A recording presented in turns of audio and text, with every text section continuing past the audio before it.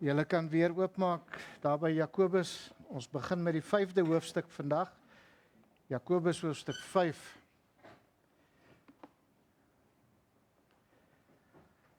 Terwyl julle so intoe blaai, MacArthur het 'n boekie geskryf en hy skryf in hierdie boek Whose Money Is It Anyway? Skryf hy hierdie volgende stelling. Hy sê the credibility of our Christianity is at stake in the handling of our funds. That's why we must treat money as a stewardship. If our employer gives you if your employer gives you $100 to buy something for him, and then demands an accounting of how you spent the money, you are going to take good care of the money.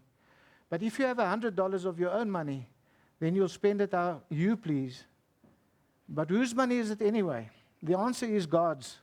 So if you have to give an account to your employer, how much more of an account will you have to give to God for how you spend His money?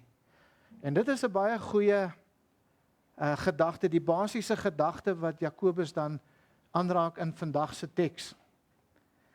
Maar ons kom dadelik wanneer ons hierdie hoofstuk begin lees, hierdie paar verse begin lees, dan kom ons agter Jakobus het sy trant verander hierso nou. Hoewel dit nog volg op die vorige teks, soos wat ons net ook sal sien ons dat Jakobus in vers 1 tot 6 baie strenger is. Hy maak nie een keer melding van broeders, soos in die vorige gedeeltes nie. Hy gee nie een stukkie raad of 'n aanbeveling in hierdie gedeelte nie. En al wat ons hier sien is geen oproep van verandering in hierdie gedeelte nie. Dis net 'n veroordeling op veroordeling op veroordeling. En wanneer ons na hierdie teks kyk, dan sien ons, hy gee 3 opdragte. In vers 1 sê hy, kom, en hy sê, ween, en dan in vers 4 sê hy, kyk. 3 keer wat hy hierdie opdragte gee, om te kom, en te ween, en te kyk.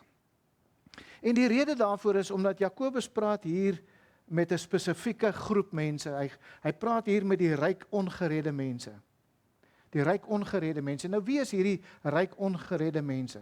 Ek wil julle net weer herinner, maar onthou dat Jakobus skryf aan Jode in die verstrooiing. Dis Jode wat uit Jerusalem, uit Israel uit moes vlug vir hulle lewe, en waar hulle gekom het hulle gemeentes geplant. Hierdie Jode het tot bekering gekom, en julle sal onthou, 'n groot gedeelte van hierdie brief gaan oor mense wat sê dat hulle gered is, terwyl hulle lewe spreek nie van redding nie. En dit is hoofsaaklik Jode, en dit is aan hulle wat hy skryf.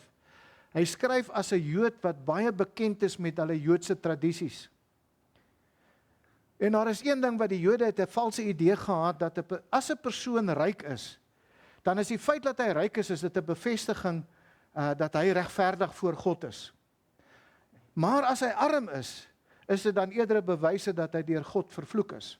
En hierdie valse redenasie van hulle het hulle gevind in Deuteronomium 28, waar ons lees daar in vers 1 en 2, waar die Here dan vir hulle, nadat hy die wet vir hulle gegee, dan sê, as jy dan goed luister na die stem van die Here jou God, om sorgvuldig te hou al sy gebooie wat ek jou vandag beveel, dan sal die Here jou God jou die hoogste stel bo al die nasies van die aarde, en al hierdie seëninge sal oor jou kom, en jou inhaal as jy luister na die stem van die Here jou God. Maar, in Deuteronomium 28 vers 15 het die Here gesê, maar as jy nie luister na die stem van die Here jou God, om sorgvuldig te hou al sy gebooie en sy insettinge wat ek jou vandag beveel nie, dan sal al hierdie vloeke oor jou kom en jou inhaal. Nou die Jode het hierdie verse gesien, dat as iemand ryk is, dan beteken dit God seën hom.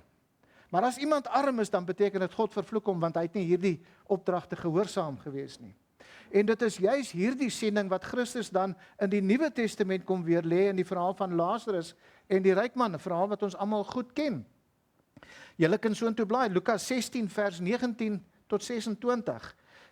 Lukas 19 vers 19 tot 6, Lukas 16 vers 19 tot 26. En hierdie valse idee dat as 'n persoon ryk is, bewys dit dat hy is regverdig voor God in die Jode se oë. En die gedagte wat hulle gehad het, wat Christus hier vir ons gee, is dat hierdie valse idee dat dit 'n bewys is dat hy regverdig voor God is, eerder 'n indikasie dat hy nie regverdig is nie. Hulle het gedink dat hy is geregverdig en sy rykdom is dan 'n indikasie van hoe hy die ewigheid gaan deurbring, terwyl die valse redenasie is, as hy deur God geseën word, moet hy een van die regverdiges wees. Dis die valse gedagte wat hulle gehad het. Maar Christus sê vir hulle hier in hierdie teks, hy sê nee, dit is nie so nie. Soms is dit die teenoorgestelde. Soms is dit die persoon wat hel op hierdie aarde kry, die regverdige een, en soms is die persoon wat goeie dinge op hierdie aarde kry, die ongeregtige, en sal in die ewige hel beland. Julle sal onthou dat ons het verlede Sondag het Jakobus met die mense gepraat wat ontken het dat God in beheer is van hulle lewens. Nou vandag praat Jakobus met ongeredde mense wat gedink het, omdat hulle ryk is hulle regverdig voor God. Hulle het hulle self mislei om te dink dat hulle die ewigheid in weelde gaan deurbring, en hulle het gedink dat hulle skatte bymekaar maak, wanneer daardie laaste dag gaan aanbreek. Maar Jakobus sê vir hulle in hoofstuk 5 vers 3, hy sê, julle het skatte vergader in die laaste dae. Nou waarvan praat Jakobus hier? As hy sê, julle het skatte in die laaste dae vergader. So ons teruggaan daar na Jakobus toe. Die laaste dae het aangebreek net nadat Jesus Christus opgevaar het hemel toe.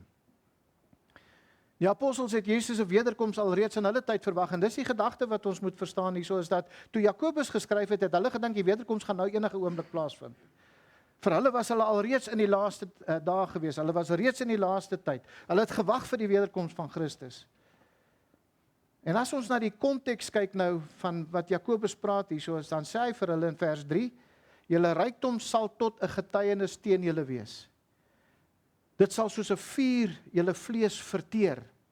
Maar gaan nou 'n bietjie verder af, as ons by die volgende gedeelte wat ons nou nie vandag gaan hanteer nie, want dit is waar hy nou die bemoediging, die vertroosting bring aan die mense wat deur hierdie ryk ongeregverdige mense misbruik was. As hy sê in Jakobus 5 vers 7, wag tot die wederkoms van die Here. Vers 8 sê hy, die wederkoms van die Here is naby.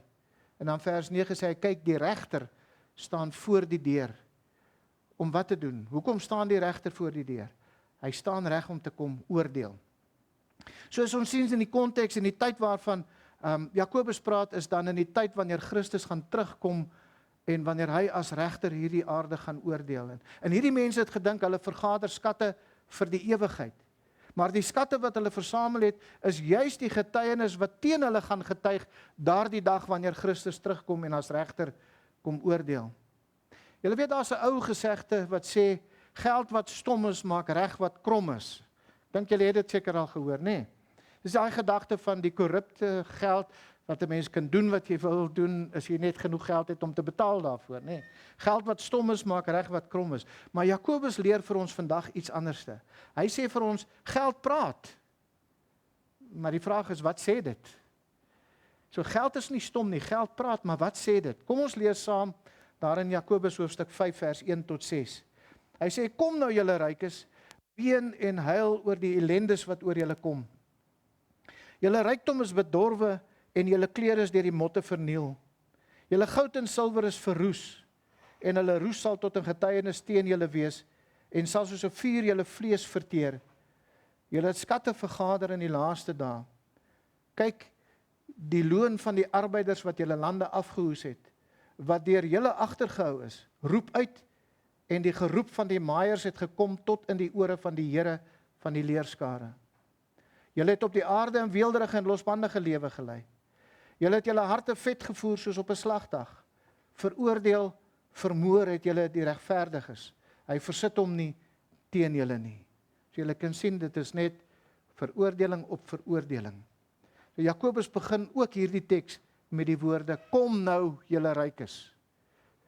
Hy roep hulle weer by mekaar, net soos die vorige keer wat hy gesê het, kom nou julle wat sê. Hierdie keer sê hy, kom nou julle rykes. Hierdie keer roep hy hulle saam in die hofsaal van die Here se oordeel. Daardie dag wanneer Christus gaan terugkom. En daarom het hy niks goeds om vir hulle te sê nie. Net die oordeel wat hulle gaan kry. En Jakobus sê dat hierdie ongeregtige ryk mense se geld sal die getuie teen hulle wees. Nou ons het reeds in hierdie brief gesien dat Jakobus verwys na die hoogmoediges en na die nederiges. Die hoogmoed beskryf die ongelowiges, die persoon wat vir God weerstaan. Daardie persoon wat God het geen seggenskap in sy lewe nie. Maar die nederiges beskryf die geredde persoon wat begeer dat God hulle Heer en Meester sal wees. Hulle het heel hartig hulle hele lewe oorgegee aan God. Hulle het hulle onderwerp aan God se gesag. En soos ons in hierdie laaste paar boodskappe in Jakobus gesien het, het Jakobus vir ons die verskil tussen 'n nederige oordeel en 'n hoogmoedige oordeel gewys. Hy het ons die verskil tussen 'n nederige beplanning van ons lewe en 'n hoogmoedige beplanning gewys. En vandag fokus Jakobus op daardie een ding wat ons lewens domineer, en dit is geld. En hy sê vir ons vandag, daar's 'n nederige manier om geld te spandeer, en daar's 'n hoogmoedige manier om geld te spandeer. En sy fokus in hierdie teks is net gerig op die hoogmoedige manier van geld spandeer. Hy praat nie met die man wat R150 per dag kan verdien, wat net genoeg is vir 'n kos vir daardie dag om te koop nie, miskien vir hom en sy gesin nie. Hy praat met daardie persoon wat ekstra het om te kan spandeer, nadat alles betaal is en alles gedoen is en alles wat hy nodig het daar is, wat nog steeds ekstra het. Hy praat met daardie persoon. Spesifiek in Jakobus se konteks met die onregverdige rykes. Dis ongeredde mense waarmee hy praat in hierdie opsig dan. Nou julle sal onthou daar in die begin in hoofstuk 1 het hy gepraat van die geredde armes en die geredde rykes. Maar hier kondig hy weer 'n eeue-oue Bybelse oordeel oor die onregverdige rykes aan. Dis 'n oordeel oor ongeredde mense, die mense wat vir God verwerp. Hy sê vir hulle, God gaan geregtigheid laat geskied op aarde oor die hoogmoedige, arrogante, ongeregtige mense, wie se rykdom hulle wapen is en vir hulle die gesag gee in hierdie lewe. En dit is die vraag wat baie gelowiges van die begin af gevra het. 'n eeuoue vraag, vanaf Job, wat die eerste boek is wat geskryf is. Salomo in Spreuke, en Prediker, vanaf die tyd wat Dawid Psalm 37 geskryf het, en Asaf Psalm 73 geskryf het. En die vraag is, en ek is seker daarvan ons het dit ook al gevra, hoekom laat God toe dat die ongeregtige rykes voorspoedig is in hierdie lewe? Hoekom laat God toe dat hulle voorspoedig is? Hoekom laat hy toe dat hulle hom nie net onken nie, maar hulle gebruik hulle rykdom en die gesag om die armes te misbruik? Selfs om hulle geld te gebruik om God se kinders te vervolg en te vernietig. En God se antwoord is altyd, wag net nog 'n bietjie. God sê, julle sal die regverdige oordeel oor hierdie mense sien aan die einde van tyd. En vandag se teks is een van die gedeeltes wat die ongeredde rykes waarsku. En die waarskuwing is, luister, julle sal veroordeel word. Wat julle nou doen, is julle lewe net op geleende tyd. En dit word 'n bemoediging vir ons. Vir die kinders van God, wie aan die ontvangkant van hierdie soort uitbuitery is. Vir ons wat God se kinders is, wat nie aldag vir ons voel asof God ons so seën, en ongeregtige, ongeredde mense wat die Here net seën, is vir ons 'n bemoediging vandag. Maar hier's 'n les vir ons om te leer. Want hierdie teks praat oor die manier waarop ongereddes geld spandeer. En ek dink daar is wel tye wanneer ons as Christene soms soos ongereddes optree, veral wanneer dit kom by geld. Ons lewe in 'n ongelowige kultuur wat vir ons deur middel van al die advertensies, die winkelvensters, die flieks wat ons na kyk, en wat ook al in ons lewe gebeur, al hierdie dinge skryf vir ons voor hoe ons geld moet spandeer. En as Christen kan ons gemaklik word met die manier waarop die wêreld hulle geld spandeer. En wanneer ons besef dat God hulle sal veroordeel en die ongeregverdige rykes sal straf, behoort ons so vinnig as moontlik, so ver as moontlik te vlug van alles wat hulle doen, met alles wat in ons vermoë is. Ons moet vir onsself sê, ons wil niks daarmee te doen hê nie. Ons gaan daarvan bekeer en ons gaan dit vervang met 'n Bybelse benadering tot geld. Ons wil ons spandering aan God onderwerp, want ons wil God behaag. En ons gaan deur die veroordeling van hierdie onregverdige rykes, wil ons leer hoe om God se geld reg te spandeer. En hier is 3 aanklagte op God se klagstaat teen hierdie onregverdige rykes. 3 aanklagte. Die eerste ene is, hulle is skuldig aan kortsigtige belegging van God se geld. Hulle is skuldig aan 'n kortsigtige belegging van God se geld. Soos daardie diensknegt wat 1 talent gekry het en hy dit gaan begrawe daar in Matteus 25, so is hierdie eerste aanklag is, hulle is kortsigtig met die belegging van God se geld. Die tweede ene is, dat hulle is skuldig aan selfverryking ten koste van ander se verliese. Hulle is skuldig aan selfverryking ten koste van ander se verliese. En die derde een is, hulle is skuldig aan selfveroorloofde weelde en losbandigheid. Hulle is skuldig aan selfveroorloofde weelde en losbandigheid. Maar voordat ons begin, moet ons net een ding eers duidelik stel. En dit is dat geld is neutraal. Dis nie die geld wat die probleem is nie. Dis die hande van die een wat die geld hanteer, wat die verskil maak. Rykdom is nie 'n sonde nie. Dis nie een van daardie onvergeeflike sondes om ryk te word nie. Job was een van die rykste mense op aarde gewees. Abraham, soos julle weet, was baie ryk gewees. Maar God het aan Moses gesê in Deuteronomium 8 vers 18, maar dink aan die Here jou God, dat dit hy is wat jou krag gee om rykdom te verwerwe. En Salomo bevestig dit in Spreuke 10 vers 22 as hy sê, die seën van die Here, dit maak ryk. Jakobus waarsku vir ons teen liefde vir geld, wat mense verlei om die rykdom wat God hulle mee geseën het, te misbruik vir hulle eie selfsugtige gemak. Hy sê vir hulle dat hulle nou al moet ween en huil oor die ellendes wat oor hulle gaan kom. En die woorde wat hy daar gebruik, het gee daardie gedagte van om op jou gesig te val en net te huil en te ween en uit te roep. Ons sien in die eerste van hierdie 3 klagtes teen die mense wat God se geld misbruik dan, en hulle is skuldig aan kortsigtige belegging van God se geld. Julle kan kyk daarna vers 2 en 3. As Jakobus sê, julle rykdom is bedorwe en julle klere is deur die motte verniel. Julle goud en silwer is verroes en hulle roes sal tot 'n getuienis teen julle wees en sal soos vuur julle vlees verteer. Julle het skatte vergader in die laaste dae. Jakobus skryf, maar kyk mooi na die teks, hy sê, julle rykdom is bedorwe. Hy sê, julle klere is deur die motte verniel. Julle goud en silwer is verroes. Onthou die konteks.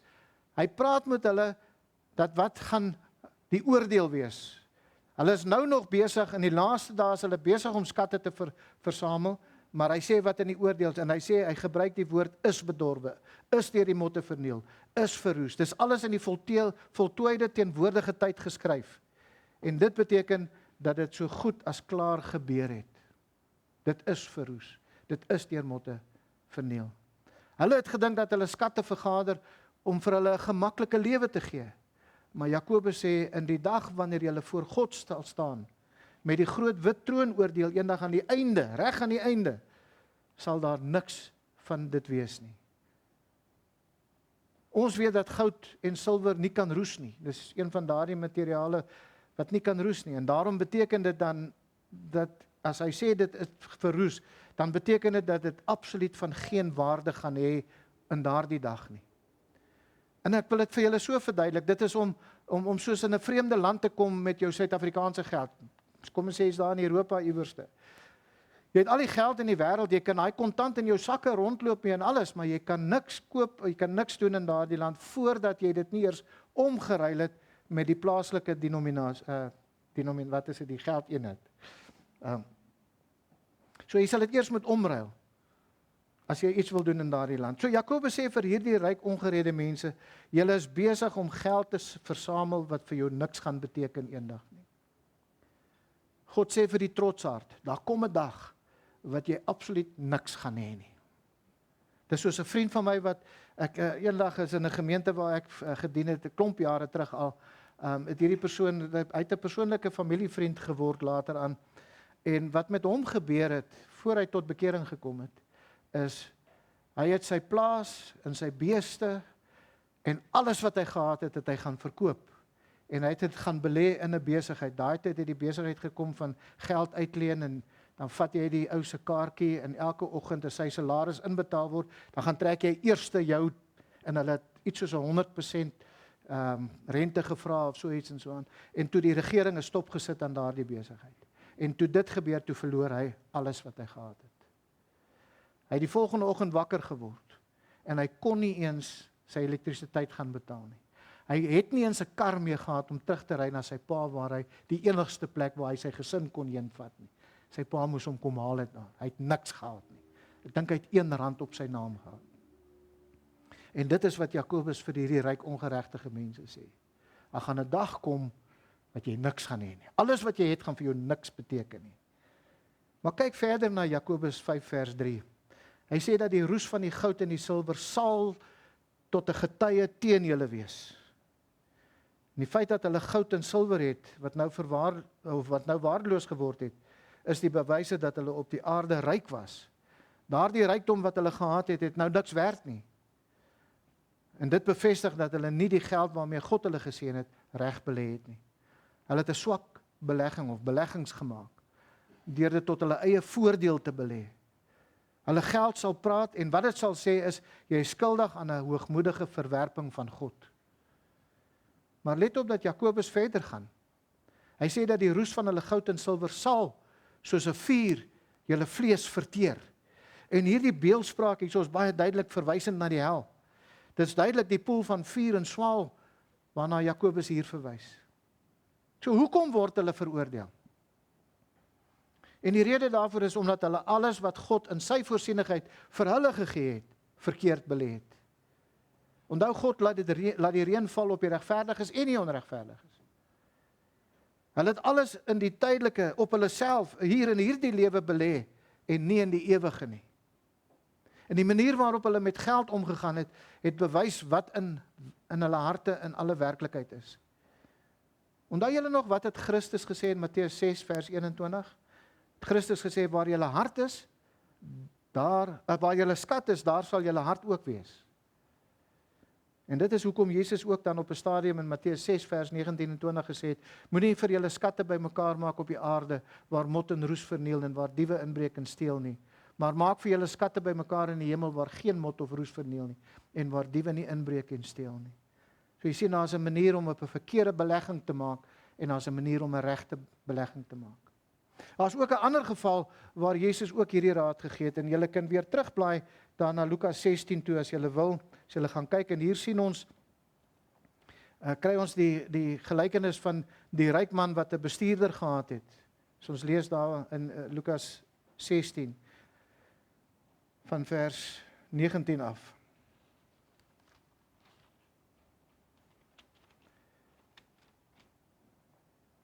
Hierdie bestuurder het 'n ryk man of die ryk man se besittings het hy verkoos, en daarom het hy sy werk verloor. Maar voordat hy uit sy pos uitgesit is, het hy, ons begin daar by vers 1, nee, Lukas 16 vers 1, en hy het aan die disippels ook gesê, daar was 'n ryk man wat 'n bestuurder gehad het, en hy is by hom aangeklaag as een wat sy besittings verkoos. En hy het hom geroep en vir hom gesê, wat is dit wat ek van jou hoor? Gee verslag van jou bestuur van sake, want jy sal nie meer bestuurder kan wees nie. Maar voordat hierdie bestuurder dan uit sy pos uitgesit is, doen hy iets, en wat hy gedoen het, is hy gaan na al sy heer se skuldenaars, en om hulle guns te wen, sodat hulle hom later goed gunstig sal wees, gaan hy en hy verminder al hulle skuld. En kyk nou na Jesus se woorde in vers 9, Lukas 16 vers 9. Jesus gee raad oor hoe om die beste belegging te maak. As hy sê, en ek sê vir julle, maak vir julle vriende deur die onregverdige mammon, sodat wanneer hulle die lewe verlaat, hulle julle in die ewige tente kan ontvang. Beste raad vir belegging wat ons in hierdie lewe kan kry, wat Christus vir ons daar gee. Maak vir julle vriende deur die onregverdige geld, sodat wanneer julle die lewe verlaat, hulle julle in die ewige tente kan ontvang. 'n Man met die naam van Randy Alcorn het 'n boekie geskryf, wat hy noem The Treasure Principle. Hy skryf in hierdie boekie, my heart always goes where I put God's money. En dit is om die geldeenheid van hierdie wêreld om te ruil, sodat jy die waarde daarvan in die ewige lewe kan gebruik. Om 'n belegging nou te maak op so 'n manier dat jy die waarde van daardie belegging in die ewigheid kan geniet.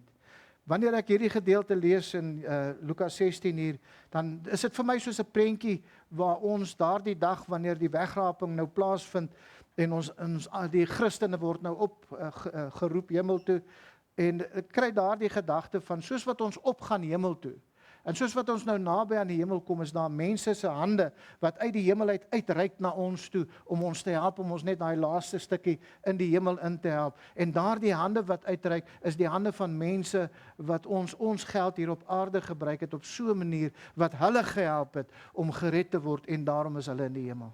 Dis die prentjie wat ek kry uit hierdie belegging, wat Christus vir ons hier gee. En nou kom die vraag in ons harte op dan, waar kan ons belê? En ek gee net 'n paar gedagtes. Dis verseker nie 'n omvattende lys nie, en dis verseker nie iets wat jy moet doen nie. Dis 'n ding tussen jou en die Here, en dis 'n ding waar die Heilige Gees jou gaan roer om te doen wat jy kan doen. Byvoorbeeld, ondersteun sendlinge, Bybelverspreidings, ondersteun 'n kerkplanting miskien, help dalk iemand deur die seminarie, koop Christen boeke vir ander mense, ondersteun jou plaaslike gemeentes, maar net 'n paar wat ons kan noem. Maar onthou dat ons eerste prioriteit is ons gesinne, en om ons gesinne te versorg. Ons het 'n begroting wat moet klop, is verseker, maar maak nie voorsiening vir ekstra gemak en plesier sonder om in Christus se saak te belê nie. Moenie val vir die advertensieborde en die moderne leefstyl leun nie. Want onthou, Paulus vermaan ook vir Timoteus in 1 Timoteus 6 vers 6 tot 10, hy sê, maar die godsaligheid saam met vergenoegdheid is 'n groot wins, want ons het niks in die wêreld ingebring nie. Dit is duidelik dat ons ook niks daaruit kan wegdra nie. Maar as ons voedsel en klere het, moet ons daarmee vergenoegd wees. Maar die wat ryk wil word, val in versoeking en strikke en baie dwaase en skadelike begeerlikhede wat die mense laat wegsink in verderf en ondergang. Want die geldgierigheid is 'n wortel van alle ewels. En omdat sommige dit begeer, het hulle afgedwaal van die geloof en hulle self met baie smarte deurboor. En hierdie ongeredde ryk mense het in die tydelike belê, en daardeur het hulle die toorn van God op hulle gekry. En die rede waarom ons hierna kyk vandag, en ons moet dit baie mooi verstaan. Die rede hoekom ons na hierdie onderwerp kyk vandag, want dis die volgende gedeelte in Jakobus. En ons bestudeer die Bybel vers vir vers. Ons laat nie moeilike gedeelte weg nie, ons praat daaroor, ons leer daaroor. Maar die rede kan ek vir u uit die diepte van my hart, en ek weet ek praat uit die hart van die ouderlinge van hierdie gemeente. Die rede waarom ons hierna kyk vandag, is omdat ons wil hê dat almal in Houtkruis gemeente moet eendag hoor, mooi so goeie en getroue diensknegt. Ons wil sien dat almal in Houtkruis, almal in hierdie gemeente, die beste belegging sal maak, en eendag, as ons dalk daar in die omgewing van staan, weer wil ek sê, sien hierdie prentjie in jou gedagtes.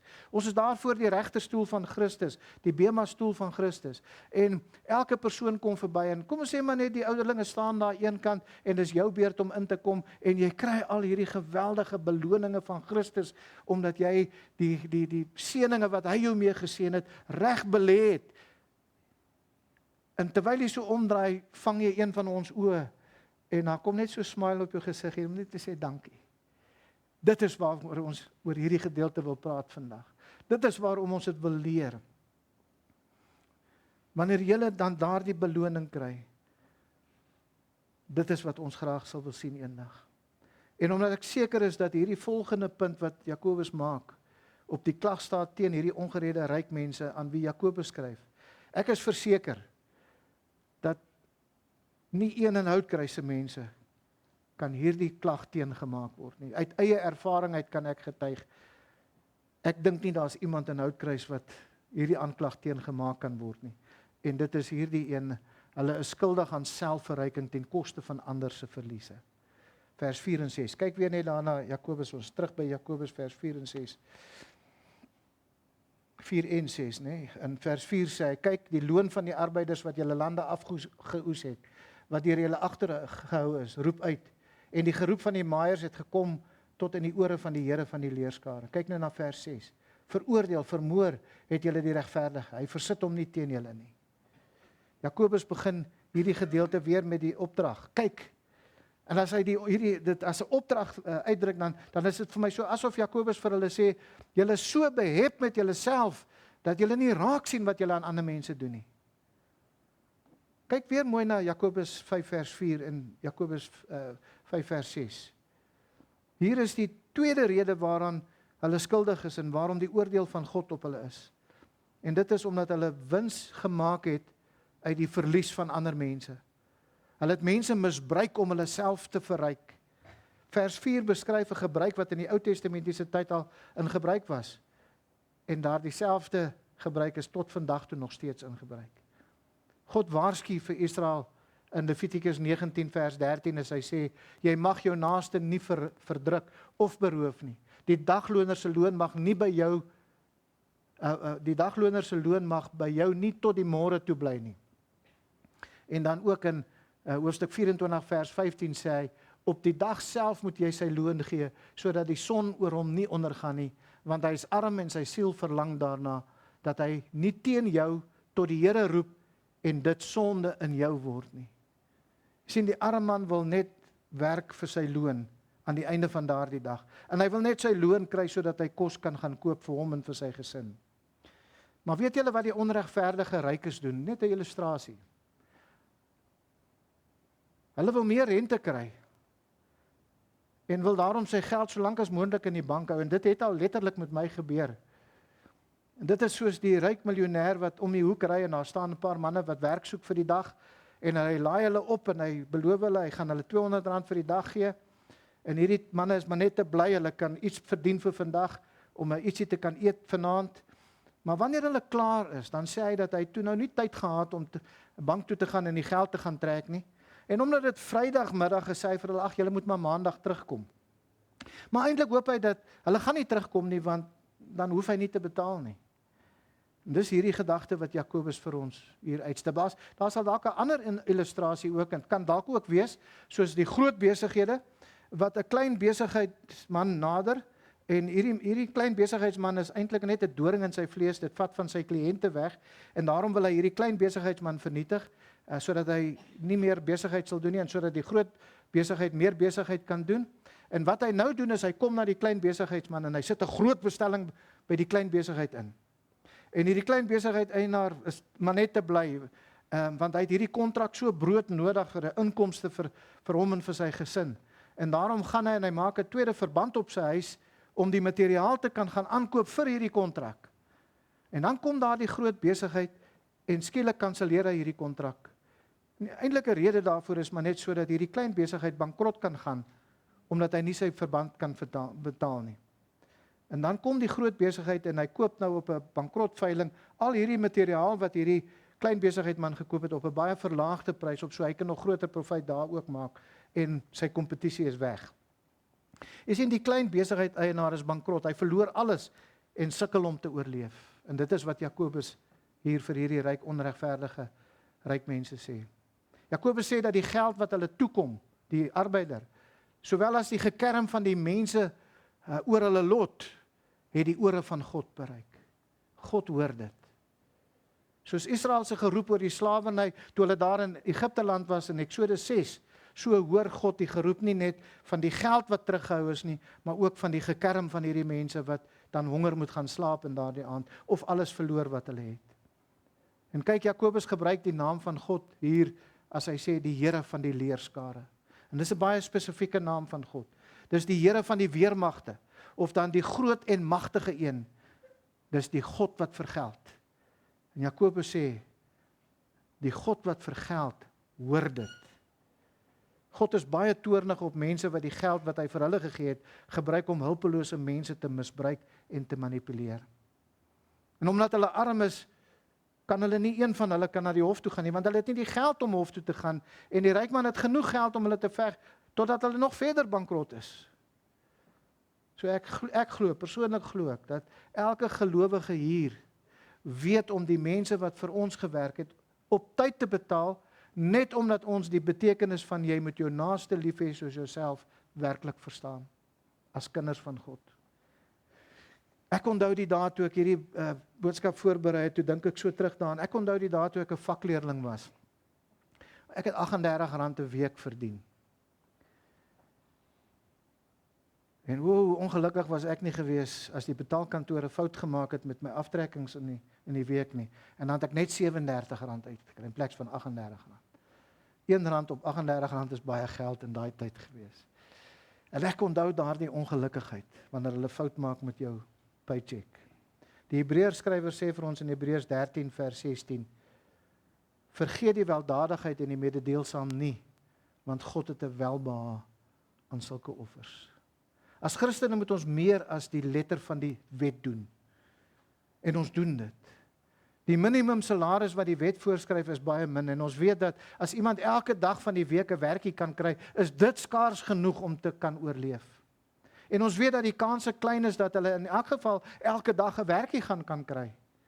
En daarom, wanneer ons die geleentheid het, dan gee ons 'n bietjie ekstra op elke manier wat ons kan. Of dit nou in klere is, en of dit in kos is, of wat dit ook al, as ons nie altyd kontant kan gee nie. Maar omdat ons ons naaste liefhet soos onsself, wil ons 'n bietjie meer doen. Dink hoe vreesaanjaend dit nie moet wees, as God eendag al die geld wat hy vir ons gegee het, op 'n hoop sit hier aan die een kant. Alles wat hy ons mee gesien het, al die geld op 'n hoop. En dan kom die Here en hy begin 'n tweede hoop te maak met die geld wat ons gekry het van mense wat ons misbruik het op die aarde. En ons sien hoe word hierdie hoop kleiner en hierdie hoop groter. Dink net hoe erg moet dit eendag wees. Dink hoe erg dit sal wees terwyl hierdie hoop kleiner word en hierdie hoop groter word en Christus, God, hierdie mense wat ons misbruik het, miskien sy gesigte sal oproep voor ons. My begeerte vandag is dat ons elkeen 'n skoon gewete daardie dag voor God sal kan hê, om te kan sê, nie net het ek op die tyd betaal nie, maar ek het meer gegee as wat verplig was. En dit is die doel van hierdie boodskap dan vandag. Is sodat daardie dag kan ons met 'n skoon gewete voor die Here kan staan. En ons gee natuurlik in konsentriese sirkels. Ons begin met die plaaslike gemeente en dan verder miskien vir sendeling, vir armsorg, en julle kan aangaan, waar die Here vir julle 'n deur oopmaak, waar die Heilige Gees dit op jou hart druk. Ons doen dit want ons weet dat die onregverdige rykes sal veroordeel word, omdat hulle dit nie doen nie, en alles net vir hulle self wil hou. En ons vlug van daardie soort optrede af. Ons vlug van 'n kortsigtige beleggings en ons vlug van die misbruik van ander mense sodat ons meer kan hê. En hier is die derde klag op die klagstaat van die ongeregverdige rykes waarvan ons Christene af moet wegvlug. En dit is omdat hulle skuldig aan selfveroorloofde weelde en losbandigheid. Hulle is skuldig aan selfveroordeelde weelde en losbandigheid. Kyk na vers 5. Julle het op die aarde 'n weelderige en losbandige lewe gelei. Julle het julle harte vet gevoer soos op 'n slagdag. En dit beskryf die werklikheid van die onregverdige rykes se leefstyl. Die een persoon beskryf dit so, hy sê, "This is truly the lifestyles of the unrighteous rich and famous. They spend their given days on earth with their given wealth in self-indulgent, sumptuous living." James says here, "Listen, you have refined your pleasures and your indulgences into an art form. You have lived a life of obscene selfishness." Beskryf hierdie persoon dit. Die prentjie hier is soos 'n bulkalf wat vet gemaak word vir die fees wat kom. Dink maar net 'n bietjie daaraan. Daardie kalf sê nie vir hom wanneer hy al hierdie heerlike kosse kry en oorvloed van kosse nie. Daardie kalf sê nie vir homself, "Man, dit is die lewe nie." Hy dink nie daaraan dat al hierdie ekstra kos wat hy nou kry, daar is vir 'n rede nie. En daardie rede is sodat hy lekker vet kan wees vir die dag wanneer hy geslag gaan word. Sien, die ekstra wat hy kry is op die ou en nie tot sy voordeel nie. Dis tot sy nadeel. God sê nie ons mag nie die dinge van die Here en van hierdie aarde en van sy skepping geniet nie. Hy veroordeel nie om die skepping te geniet nie. Hy veroordeel nie die gedagte van eet en drink nie. Onthou, die prediker beveel dit aan, Salomo die prediker beveel dit aan, hy sê geniet jou lewe. Onthou, elke gawe van God is goed. Die Bybel sê selfs, eet alles met dankbaarheid nadat ons daarvoor gedank het. Jy sien, God veroordeel nie die gedagte om sy skepping te geniet nie. Wat God oordeel is om sy gawes te vat, en wat meer is wat ons tot 'n redelike mate kan gebruik, ander maniere te soek om dit op onsself te spandeer. Wat sekerlik in Jakobus se gedagtes moes gewees het, en is 'n vulgêre gedagte, wat toe hy dit geskryf het, was in die tyd toe hy geskryf het, het die Romeine 'n gewoonte gehad van 'n opgooiput. As hulle gesit en eet het, het hulle 'n opgooiput gehad. So as jy nou nie meer kan eet nie, het jy na die opgooiput toe gegaan, sodat jy maag kan leegmaak en verder gaan en gaan eet. Nou Salomo sê in Spreuke 25 vers 16, het jy heuning gevind, eet tot jy genoeg het, sodat jy daar nie sat van word en dit uitspieg nie. Wat God veroordeel in hierdie teks wat ons vandag bestudeer, is om alles te hê wat ons nodig het, maar om dan ander maniere te vind om daardie ekstra geld wat ons het op onsself te gaan spandeer. Dus byvoorbeeld, en ek was so geskok toe my seun ons nou so onlangs vertel dat hy werk op 'n projek waar 'n persoon besig is om 'n 100 miljoen rand se huis te bou, 'n woonhuis van 100 miljoen rand. Jy sien, dis om 'n 100 miljoen rand se huis te wil gaan bou, terwyl 'n 10 miljoen rand se huis meer as genoeg gaan wees. En hier is waar John Wesley ook weer vir ons 'n baie goeie, mooi Christen voorbeeld was. John Wesley het byvoorbeeld 30 pond per jaar verdien in 1731. Dit was selfs in daai tyd nie baie nie, maar dit was vir hom genoeg geweest. Hy het uitgewerk en sy begroting was, per maand kan hy en sy gesin lewe met 30 pond. Maar in sy tyd het hy ook 'n ander ekstra inkomste gekry van al die boeke en die liedere wat hy geskryf het. Soms het hy soveel as 1400 pond per jaar gekry. Onthou, hy het gelewe op 30 pond. Maar sy ekstra was tot soms soveel as 1400 pond per jaar. Maar ten spyte hiervan het hy nie sy lewensonkoste bo 30 pond per jaar, ekskuus nie per maand nie, per jaar, laat styg nie. Sy leefstyl het nie gegroei om by sy inkomste aan te pas nie. Die inkomstebelasting het gedink dat hy hierdie geld wegsteek en in 1776 het hulle hom gaan ondersoek en sy inkomste ondersoek of hy dit nie dalk iewers te wegsteek nie. En natuurlik kon hulle niks verkeerd kry nie. Maar toe hy gesterf het in 1791, het hulle net die geld wat in sy sak was, in sy broeksak was, en die geld wat in sy klerekas was. Dis al geld wat Wesley gehad het op daardie stadium. En die rede daarvoor was, dit was omdat Wesley het in sy lewe meer as 30.000 pond weggegee. In vandag se terme is dit multimiljoene rande wat hy weggegee het. Nou, ons hoef nie soos Wesley te doen nie. Dit is nie wat van ons verwag word nie. Maar ons kan Wesley, die beginsel wat hy gedoen het, kan ons naboots. Al word nie van ons verwag om in armoede te leef sodat ons meer kan weggee nie, soos wat die Puriteine gedoen het nie. Maar wat ons kan doen is om onsself te distansieer van die moderne wêreld se beskouing dat ons in luksheid en selfveroorloofde weelde moet lewe. Geniet wat God jou gegee het. Eet genoeg heuning totdat jy vol is. En belê die res in jou besigheid en belê dit vir jou aftrede. Moenie die fout maak wat ek gemaak het. Jy belê in jou aftrede. Salomo het ook gesê in Spreuke 10 vers 5, hy wat in die somer wegbere is 'n verstandige seun. Dis 'n Bybelse beginsel om te gaan belê. Maar op 'n stadium moet ons saam met Paulus ook kan sê, ek het volop, ek het oorvloed. Hoe kan ek hierdie seëninge gebruik om 'n seëning vir iemand anders te wees? In die laaste hoofstuk van die Filippense brief wat Paulus dit sê. Ek wil nie naby die onregverdige rykes wees wanneer hulle veroordeel gaan word nie. En net so moet elkeen van julle ook nie.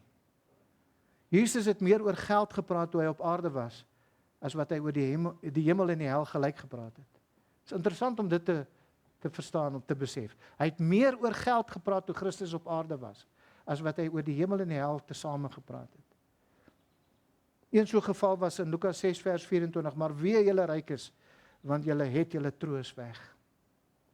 Die onregverdige rykes sal veroordeel word vir hulle kortsigtige beleggings, wat hulle net in hulle self belê het vir hierdie lewe. Hulle sal veroordeel word vir die misbruik van mense om hulle self te verryk ook, maar hulle sal ook veroordeel word vir hulle selfveroorloofde weelderigheid en losbandige lewe. So ons sien hoe geld praat. Die geld van die onregverdige rykes praat. En wat dit sê is, dit getuig dat hulle alles wat God hulle mee geseën het, op aarde net op hulle self gaan spandeer het. Die manier waarop hulle geld gebruik het, wys wat regtig in hulle harte is. Hulle is hoogmoedig en hulle weerstaan God. Hulle gaan voor die wit troon oordeel staan en hulle gaan hoor, weg met jou in die ewige poel van vuur, soos wat ons lees in Openbaring 20 vers 15. Vir hulle sê die woord van God vir ons in 1 Timoteus 6 vers 17 tot 19. Beveel die rykes in die teenwoordige wêreld om nie hoogmoedig te wees nie en ook nie hulle hoop te stel op die onsekerheid van die rykdom nie, maar op die lewende God wat ons alles ryklik verleen om te geniet. Dat hulle goed moet doen en ryk wees in goeie werke, vrygewig, mededeelsaam en vir hulle 'n skat weglê, 'n goeie fondament vir die toekoms sodat hulle die ewige lewe kan verwerf. Dis vir die waarskuwing wat Jakobus vir die onregverdige rykes gee. Maar die manier waarop u en ek Christene geld gebruik, praat ook. So geld praat nie net teenoor die onregverdige rykes nie. Geld praat ook wat ons betref. En dit sê, jy gaan nie by die groot wit troon oordeel wees nie, want die groot wit troon is net vir sondaars. Jou beloning is voor die regte stoel van Christus. Dis die bema stoel van Christus waarvan Paulus praat in 2 Korintiërs 5 vers 10. Want ons moet almal voor die regte stoel van Christus verskyn, sodat elkeen kan ontvang wat hy deur die liggaam verrig het, volgens wat hy gedoen het, of dit goed is en of dit kwaad is. En in die oorspronklik verwys daardie goed of kwaad verwys na nuttig of nutteloos. Jy sien, daar voor die bema stoel gaan ons nie gestraf word nie. Daar sal ons geoordeel word sodat ons beloning sal ontvang volgens ons werk, ons diens wat ons hier op aarde gedoen het. Volgens ons lewens, hoe ons lewens geleef het, maar ook vir ons rentmeesterskap van God se geld hier op aarde. En wanneer ons daar instap voor die bema, die regte stoel van Christus, om voor Christus te verskyn, sal nie een van ons ryk wees of arm wees nie. Daar sal nie een wees wat meer het as die ander nie. Maar wanneer ons daar uitstap, gaan ons nie meer presies dieselfde wees nie. Sommige van ons gaan ryker wees as die ander, wanneer ons uitstap van die regte stoel van Christus af. Ons gaan almal dieselfde wees wanneer ons ingaan, maar ons gaan nie dieselfde wees wanneer ons uitkom nie. Want daar gaan ons beloon word vir ons werk hier op aarde. Dit is waar hierdie wêreld se geldeenheid omgeruil gaan word vir ons hemelse beloning. En glo my, weer eens, ons as ouderlinge wil nie jou geld of jou goed hê nie. Ek sê dit baie maal vir mense. Ons wil nie jou geld of jou goed hê nie. Wat wil ons hê? Ons wil jou hê. Ons wil hê julle moet elkeen daar gaan staan voor die bema stoel en julle moet elkeen maksimum beloning ontvang sodat julle 'n beter posisie in die hemel sal hê, want daardie beloning gaan ons posisie in die hemel bepaal van hoe ons die Here gaan dien. Ons wil hê dat julle elkeen baie ryker in die hemel sal wees as hier op aarde. En dit gebeur wanneer julle vlug van die ongeregtige rykes. Julle kry net 'n ewige hel, of hulle kry net 'n ewige hel in die poel van vuur en swaal. Maar julle, ons Christene, kry die ewige rykdom van God as erfgename saam met Christus. Vader, baie dankie vir die liefde en die genade, dankie vir die woord en Here, al is dit 'n woord wat sny en al is dit 'n harde woord vanmôre, weet ons Here dat soos wat Jakobus gepraat het, so praat U met onregverdige mense wat ongered is, wat net lewe vir hierdie wêreld en vir hulle self, nie 'n gedagte het vir 'n medemens, geen liefde vir hulle medemens het nie. Maar ons weet Here, dit is vir ons net weer 'n wekroep vanmôre, om net ook na ons eie lewens te kyk en net te besef en te vra, Here, waar staan ek regtig, wanneer ek eendag voor die bema, voor die regte stoel van Christus gaan staan? Gaan daar vir my beloning wees, of gaan ek met my kop laat sak en wegstap van die regterstoel af, omdat daar amper nie eens beloning vir my is nie. Here, help ons om met nuwe oë na hierdie lewe te kyk en te sien dat U gee vir ons 'n geleentheid hier, om dit wat U ons mee seën. Dis nie altyd geld nie, dit kan gesondheid wees, dit kan net maniere wees om ander mense te bemoedig en te help. Maar Here, help ons om net opnuut in te sien dat ons lewe nie vir onsself in hierdie lewe nie, maar ons lewe in die geleentheid wat U vir ons gee om so te lewe dat ons 'n belegging in U koninkryk kan maak. Here, help ons, gee vir ons wysheid om wyse beleggings te maak vir daardie dag wanneer ons voor U gaan kom staan. Dat ons werklik elkeen sal hoor, mooi so, goeie en getroue diensknegt. Dankie vir die liefde en die genade, dankie vir die goedheid, Here. En wanneer ons dan nou ook oorgaan na die nagmaal toe, Here, dan bid ons dat ons werklik ons harte voor U sal ondersoek en rein voor U sal kom staan. Ons loof U daarvoor in Jesus naam. Amen.